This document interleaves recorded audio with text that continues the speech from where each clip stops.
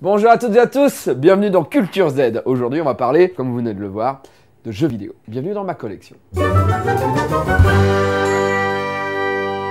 La plupart des pièces de ma collection sont des pièces que j'ai achetées à l'époque où les consoles de jeux sont sorties, à part certaines que j'ai rachetées dans le temps.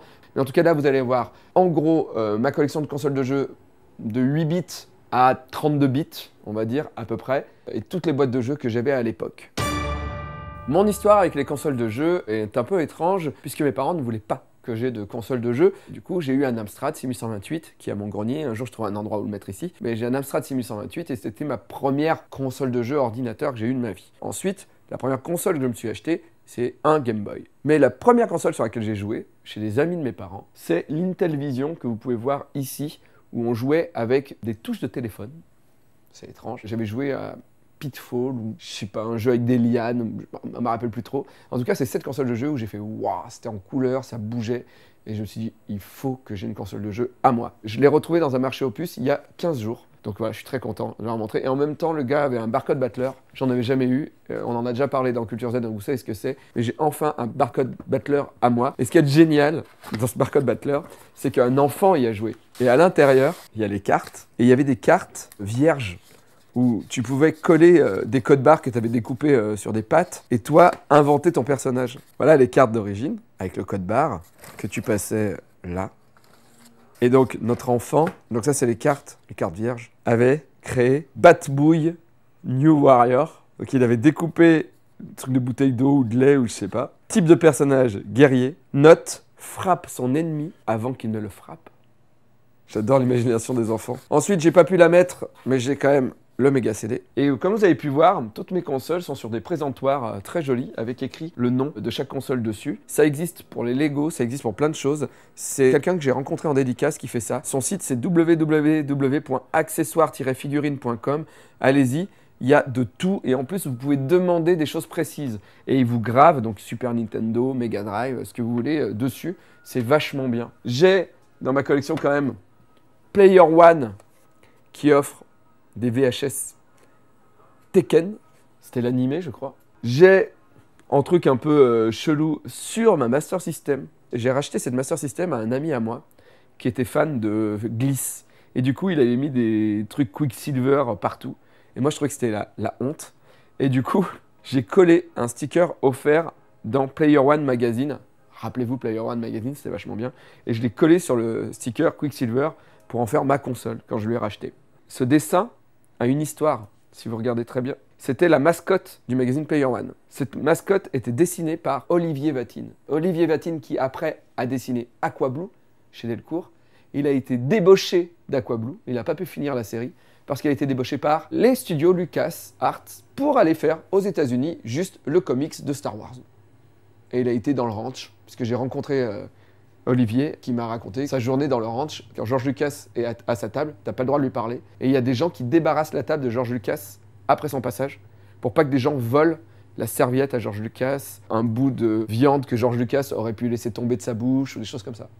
On en est là. Pour continuer, donc ma première console à moi, c'est cette Mega Drive et ensuite la Super Nintendo. Mais donc j'ai dû racheter la NES et la Master System à des gens et l'Atari 2600 que je n'avais pas. Ensuite, en dessous, on a des tonnes et des tonnes de jeux électroniques. Et en fait, il y a plein de jeux électroniques de mon enfance, des trucs fous que j'avais complètement oubliés, que j'ai retrouvés dans mon grenier. Ça, c'est mon premier jeu électronique, c'est un Invader de chez Lancet. Les Envahisseurs. Choix du niveau, lent, moyen ou rapide.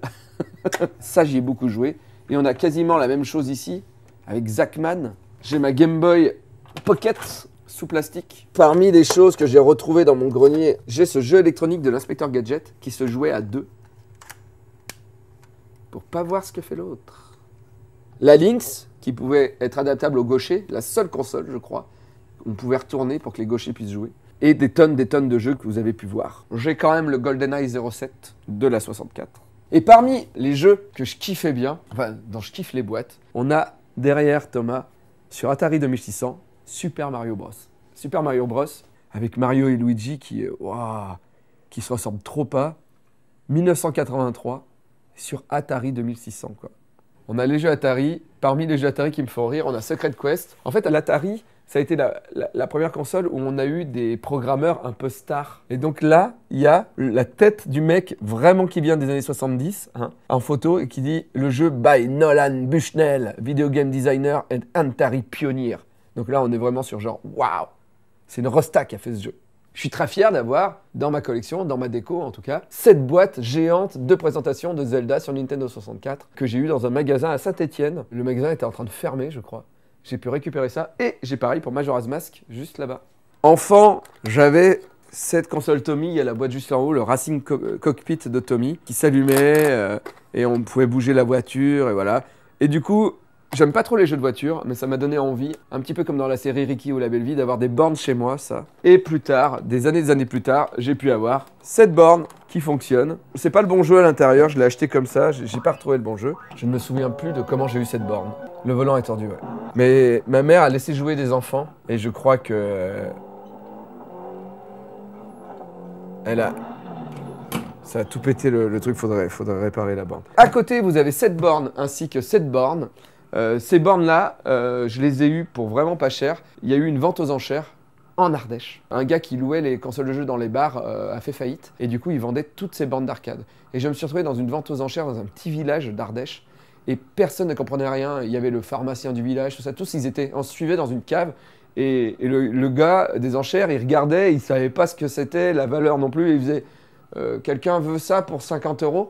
Et moi, j'ai fait oui, personne n'a surenchéri.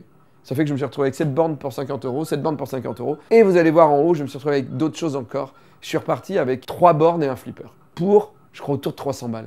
Un truc comme ça. Ici, c'est mon coin un peu Sega. Je voulais vous montrer sur Master System My Hero. J'adore ce jeu. Il était un peu chibi pour l'époque, vachement bien. Le truc de ouf, c'est que My Hero... Ah bah, c'est pas My Hero qu'il y a dedans, c'est Hang-On. S'il y a Hang-On et My Hero. C'était sur des cartes. On pouvait rentrer cette carte dans la Master System 1, pas dans la 2. Et le jeu était dessus. Pourquoi? Je sais pas. Je sais pas pourquoi. Qu'est-ce que ça changeait? Je sais pas. Il y a The Ninja à l'intérieur de la Master System parce que The Ninja, c'est un de mes jeux préférés de la Master System. C'est ouf, hein. Pourtant la boîte elle est nulle et le jeu paraît pas terrible, mais le jeu il est super cool.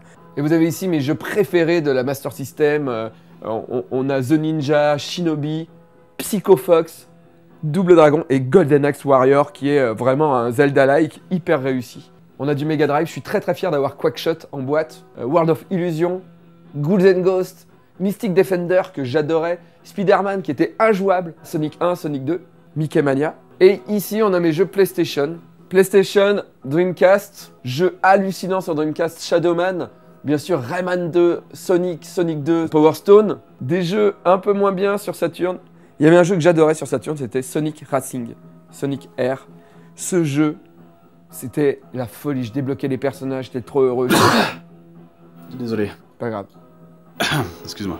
Je l'ai fini dans tous les sens. Et des années plus tard, je me suis dit, je vais rejouer à Sonic Racing. Et c'est... Mais vraiment, j'ai eu la gerbe tout de suite. Je ne comprends pas comment, à l'époque, j'avais accepté ça. Mes yeux avaient accepté ça. C'est de la bouillie de pixels 3D qui essayent d'aller vite. Et je sais pas comment j'ai fait pour finir ce jeu. Regardez des images sur YouTube, c'est dégueulasse. Mais c'était un bon jeu dégueulasse. Et ensuite, on a donc les jeux sur PlayStation. Resident Evil 1, 2, Tomb Raider 1 et 2, Star Gladiator, Tekken, Battle Arena, Toshinden, mon premier jeu que j'ai acheté sur la PlayStation 1. Et quand même, Dragon Ball Final Bout. Horrible. Dragon Ball en 3D dégueulasse. Et le premier Street Fighter 3D, Street Fighter plus Alpha, non. Non plus. Non. Non, non. Et en état parfait, Final Fantasy VII. Pourquoi en état parfait? Parce que je dois être un des rares mecs au monde à avoir pas aimé ce jeu. Voilà. C'est-à-dire que j'ai sorti de sa boîte le CD numéro 1, j'y ai joué. Je crois qu'à un moment, ils m'ont demandé de mettre le CD numéro 2 et je l'ai pas mis. Voilà, je l'ai pas mis parce que je me suis dit, bah, je m'emmerde. Et du coup, bah, le CD numéro 3 est neuf, hein, il a jamais été lu. Et j'ai le livret qui est quasiment en parfait état. Voilà, une petite pliure. Je me demande la valeur, à mon avis, ça doit... 40 balles. C'est tout, 40 balles? Ouais. Bah, je pense que tu le trouves en magasin en plutôt bon état à 40 balles, je dirais. En tout cas, derrière, j'ai quand même encore des bons jeux de merde, comme ce Megaman Légende 3D. Tout le monde voulait mettre des jeux en 3D, hein, comme donc ce Dragon Ball ou ce Street Fighter. C'était trop tôt. C'était trop tôt, les mecs. Et j'aime bien parce que j'ai encore les prix. Fade to Black, 199 francs. Megaman 8, 349 francs. Doom, 199 francs. Free Dirty Dwarf, 369 francs.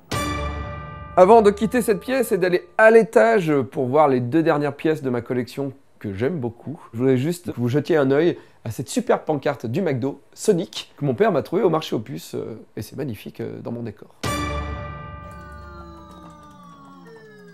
Ah!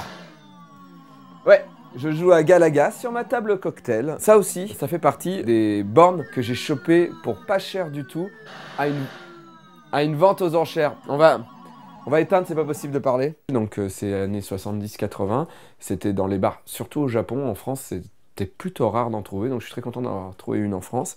J'ai dû juste changer le verre qu'il y avait dessus parce que le verre était cassé. Et vous savez pour combien je l'ai eu? 40 €. Oui, j'ai eu du cul, voilà. Et donc ça, c'était surtout au Japon. Et ce qu'il y a de bien, c'est qu'il y avait des jeux où les parties s'échangeaient, et donc il y avait un joueur de chaque côté de la table. Et donc quand un avait perdu, l'image flippe, et c'est à l'autre en face de jouer. Et on va terminer sur une de mes pièces préférées de ma collection, qui n'est pas du jeu vidéo. Dans la même vente aux enchères où j'ai eu plein de trucs, il y avait aussi un flipper que j'avais eu. Ce n'est pas du tout ce flipper, parce que ce flipper, je l'ai acheté après. Mais le flipper m'avait coûté, je crois, 170 €. Et c'était un truc genre l'arme fatale, mais c'était pas l'arme fatale. C'était le flipper Lethal Weapon ou Little Weapon ou un truc comme ça. Enfin bon. Et le flipper était cool parce que c'était un flipper, mais il n'était pas terrible. Et au bout d'un moment, au bout de 2 ans, j'ai eu envie d'avoir un autre flipper. Et on m'a dit qu'il y avait ce flipper, donc j'ai pu revendre mon ancien flipper pour pouvoir m'acheter le Super Mario Bros. De la Super Nintendo. Donc c'est le jeu Super Mario World adapté en flipper par Gottlieb. Les mecs qui ont fait le flipper, je pense que Nintendo a accepté. Et il y a vraiment, si vous regardez de très près, des problématiques au niveau des personnages et surtout au niveau des sons. Parce que on n'en est pas là, mais presque. Des fois, tu as l'impression que le flipper il fait spaghetti et tu fais ah, c'est raciste. Donc, vous voyez que Mario ici est tiré de l'univers Mario, mais d'il y a longtemps, hein, parce que c'est pas le même quand même que sur la Super Nintendo. Mais derrière, on a un Luigi. Bon, lui, il a des problèmes, il a eu des problèmes à l'école. Hein. Et si on regarde le plateau de jeu, c'est un festival de types différents de personnages, mais il est beau et il est super jouable. Le but, c'est de péter les 7 châteaux, comme dans le jeu.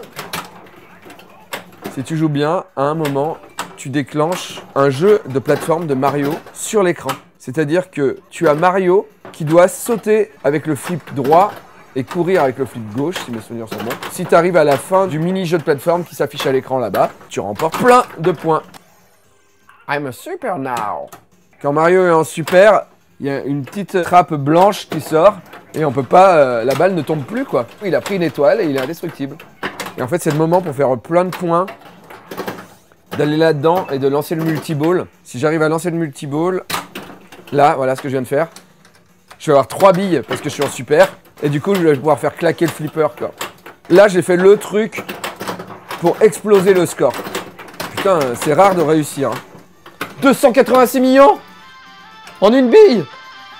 En une bille. 290 millions. Je suis désolé Thomas, mais là, on peut plus continuer à tourner. Hein.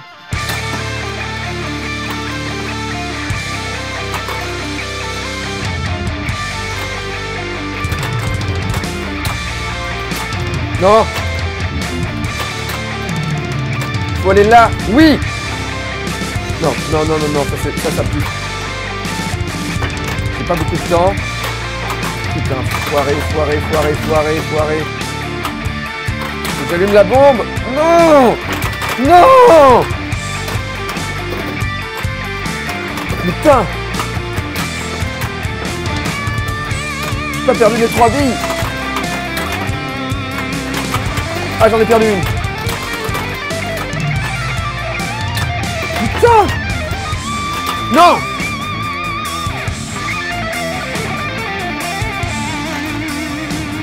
Je rentre mon nom dans le score. Wow, je l'ai fait claquer en plus.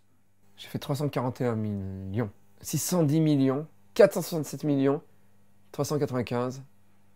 Je suis arrivé en 5e position. Je me suis pas battu, mais c'était beau quand même.